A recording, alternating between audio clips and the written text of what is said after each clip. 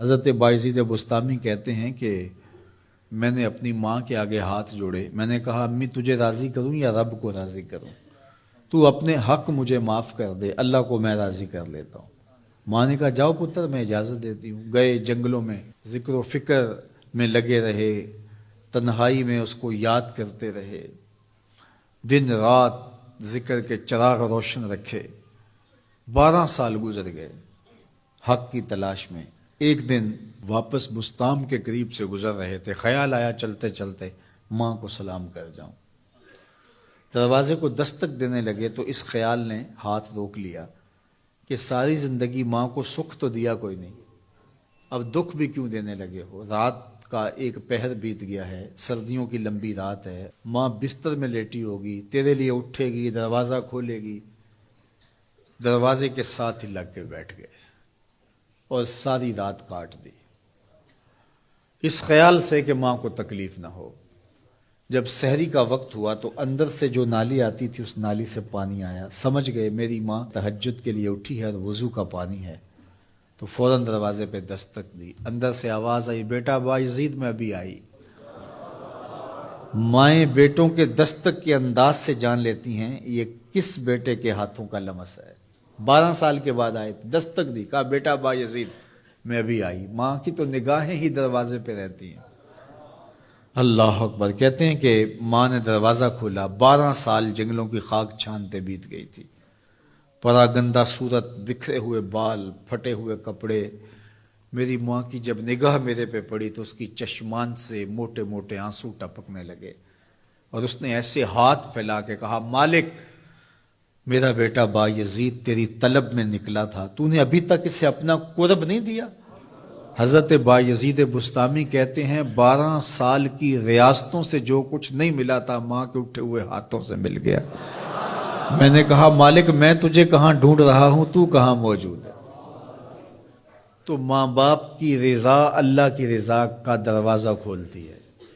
جن لوگوں کے ماں باپ ناراض ہیں اور وہ جا کے پیر صاحب کی خدمت کرتے ہیں، اور میاں ماں کے قدم چومو، باپ کی ٹانگیں دباؤ، ان کی خدمت کرو، تمہارے پہلے مرشد وہ ہیں، ان کو راضی کرو، پھر کسی شیخ کامل کی صحبت میں آنا، دیکھو کیسے دل کی بند کھڑکیاں کھلتی ہیں۔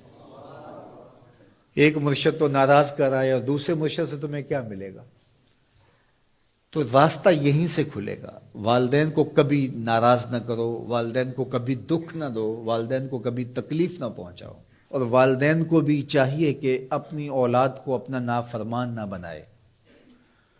ایک بزرگ فرماتے ہیں کہ مجھے برابر 30 سال ہو گئے ہیں کہ میں اپنی اولاد کو کوئی حکم ہی نہیں دیا، کوئی حکم نہیں دیا۔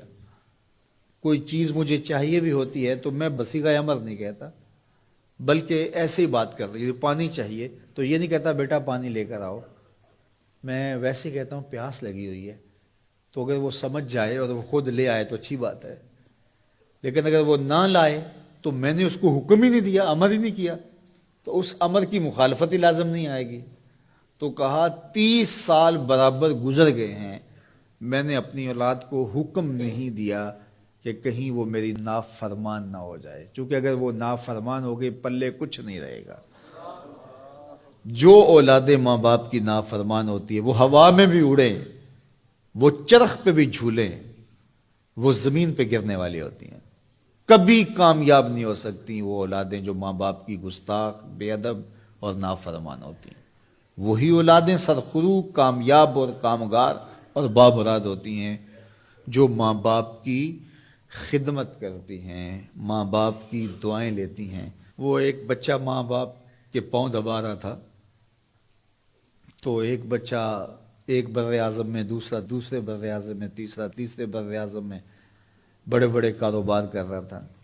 تو کوئی اس کا دوست ملنے آیا، اس نے کہا کہ اس نکمے کو بھی کہیں بھیج دو، فلاں جو ہے وہ یورپ میں ہے، فلاں امریکہ میں ہے، وہاں اتنی بڑی کمپنی اس نے کھولی ہوئی ہے، اس نکمے کو یہاں بٹھایا، اس کو بھیج دو، یہ تو نکمہ کسی کام کا نہیں۔ کہا یہ نکمہ ہی تو میرے کام آ رہا ہے، کہ نکمہ ہی تو میرے کام آ رہا ہے۔ تو اولاد خوش نصیب ہے کہ اپنے ماں باپ کی خدمت کرے، اور ان کے ساتھ حسن سلوک کرے۔